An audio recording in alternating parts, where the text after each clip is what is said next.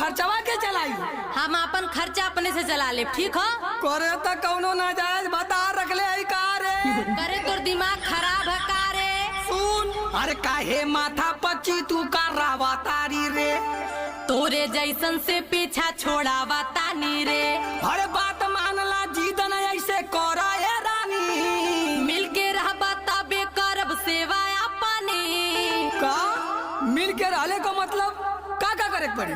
सुना हम बतावत हई, आज तू कसम खा कि हम तोहार मरद, हम तोहार मरद आज के बाद तो से कब्बो झगड़ा ना करब। तो से कब्बो झगड़ा ना कर।